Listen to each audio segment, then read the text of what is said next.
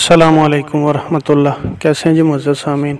उम्मीद है जी तमाम लोग खैर वाफियत से होंगे। अच्छा, बुनियादी तौर पे ये दोनों जो टॉपिक हैं आज का वो सवाल थे कि सबसे पहले किसी भाई ने ये पूछा कि जो टुकड़े होते हैं रोटी के, खुश्क रोटी के टुकड़े जो आम मिल भी जाते हैं हमें, तो वो क्या बकरियों की खुराक को बनाया जा सकता है उन टुकड़ों को। और दूसरा ये कि कल ही जब मैंने वीडियो अपलोड की तो साथ ही किसी भाई ने सवाल किया कि नेपियर ग्रास और जो अल्फाल्फा लूसन है, अगर दोनों को खुश्क करके इनके पायलट बना लिए जाएं तो क्या ये मुकम्मल खुराक बन सकती है बकरियों की।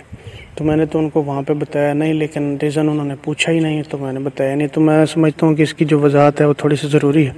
सबसे पहले जो रोटी के टुकड़े होते हैं उनके हवाले से बड़े बुरे तजर्बात जो हैं लोगों ने जो मुझसे शेयर किए हैं कुछ अर्सा पहले, कि वो जैसे ही जानवरों को खिलाया, जानवरों ने कभी पानी पिया या नहीं भी पिया तो वो जानवर जो है ना काफ़ी उस लिहाज से है एक्सपायर हुए हैं लोगों के।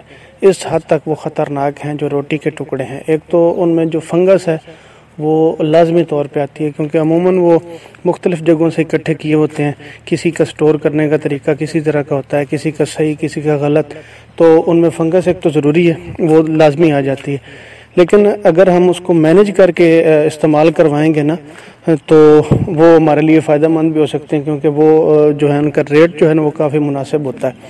तो उनकी जो क्वालिटी वगैरह होती है वो तो डिपेंड करती है कि वो किस कौन सा आटा है या किस आटे का वो वेस्टेज है।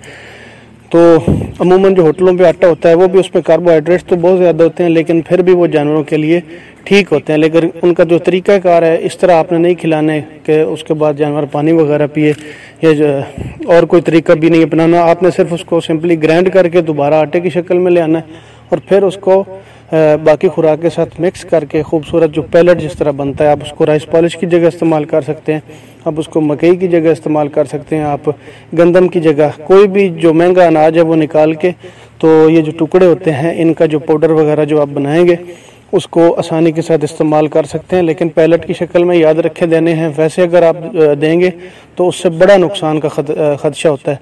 इसीलिए मैं रिकमेंड नहीं कर रहा, लेकिन यह है कि एहतियात यह है कि आप उसको ग्राइंड करें और उसके बाद उसको पैलेट शक्ल बनाएं, फिर आप जानवरों को दे सकते हैं, फिर कोई मसला नहीं है। ग़िज़ाइयत वाली चीज़ है और ये देने भी चाहिए। इंशाल्लाह हम भी इस पर कोशिश कर रहे हैं कि इसको इसी तरह जो है ना यूटिलाइज़ किया जाए, क्योंकि ये एक जो इनका रेट वगैरह है ना वो बड़ा माकूल है और वो समझ में आने वाला है। तो दूसरी चीज़ है नेपियर ग्रास और वो जो लूसन है उसको अगर खुश करके मुकम्मल खुराक वो कभी भी नहीं बन सकते। मैं अमूमन यही व्हाट्सएप पे भी लोगों से ये अर्ज़ करता रहता हूँ कि आप उगाएं ज़रूर नेपियर ग्रास भी लूसन भी, लेकिन ख़रीद कर आप उनके पैलेट बनाएंगे या खुश करके तो फिर एक तो आपको महंगे पड़ेंगे और दूसरा ये होगा कि जो उनमें मसला होता है फिर वही दोनों में जो है स्टार्च लेवल बिल्कुल नहीं होगा। दोनों जो हैं माशाल्लाह, बाकी तो सारी चीज़ें हैं उनमें, लेकिन जो स्टार्च लेवल है जो बकरियों को चाहिए 12 से 18-20% तक भी दे सकते हैं कि जो दाना है कोई भी अजनास वो ज़रूरी होता है, तो वो दोनों में नहीं होता।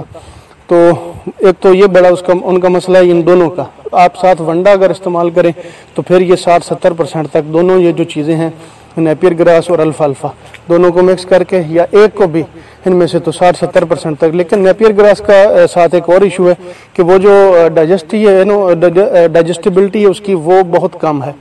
मतलब ये है कि आप फार्मूला वही है कि जो ADF होता है ना, ऐसे डिटर्जेंट फाइबर, वो जिस भी चीज़ में ज़्यादा होगा तो डाइजेस्टिबिलिटी उसी हिसाब से कम होगी।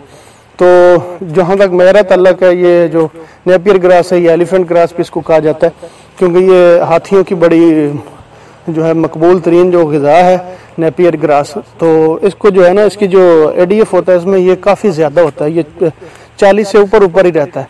जितना भी इसको कम से कम जो है उम्र में आप इसको काट के सुखाएंगे तो बेशक ये महीने का होगा, 15 दिन का होगा, लेकिन जब आप खुश कर लेंगे। लेकिन अगर ये खेत में आपने उगाया हुआ है और इसको आप 30% 40% ओवरऑल बकरियों की खुराक बना के नहीं दे रहे, लेकिन खुराक का हिस्सा इसको बना रहे हैं, तो फिर आपको कोई इशू नहीं है। अगर बाकी आप चीज़ें जो दे रहे हैं वनडे में वो अच्छी हों, उनकी डाइजेस्टिबिलिटी ज़्यादा हो, इसकी जो है ड्राई मैटर के तौर पे आप इसको इस्तेमाल करें। वैसे इसमें 5 से लेकर 15% तक प्रोटीन लेवल भी होता है और जो कि बड़ा अच्छा है, और इसकी जो फी एकड़ पैदावार है वो भी बेइंतहा है, बहुत ज़्यादा। तो आप इसको यही करें कि आप इसको काश्त करके उसमें बकरियों की चराई करवाएं। अगर आप कोई कर सकता है ना बंदा, अगर इसको करना भी चाहे तो बेहतरीन हाल ये है कि आप इसको काश्त ज़रूर करें और उसमें जो है बकरियों की चराई आप करवाते रहें। इसको इस तरह का डिवाइड करें कि ये 15-20 दिन का हो, 25 दिन का हो, और उसमें बकरियां जो हैं आपकी चराई करके वापस आ जाएं। तो ये जो चरागाहें बनाने वाला सिस्टम है उसमें ये बड़ा बेहतरीन होगा और जो फीड कास्ट वगैरह है इससे काफ़ी जो है कवर हो जाएगी आपकी। तो लूसन को भी सेम इसी तरह किया जा सकता है, ट्राई करके आप अगर उसको है बना के इस्तेमाल करना चाहते हैं वो भी, लेकिन मुकम्मल ग़िज़ा ये दोनों नहीं है, इसके साथ वंडा लाजमी है। जज़ाकल्लाह।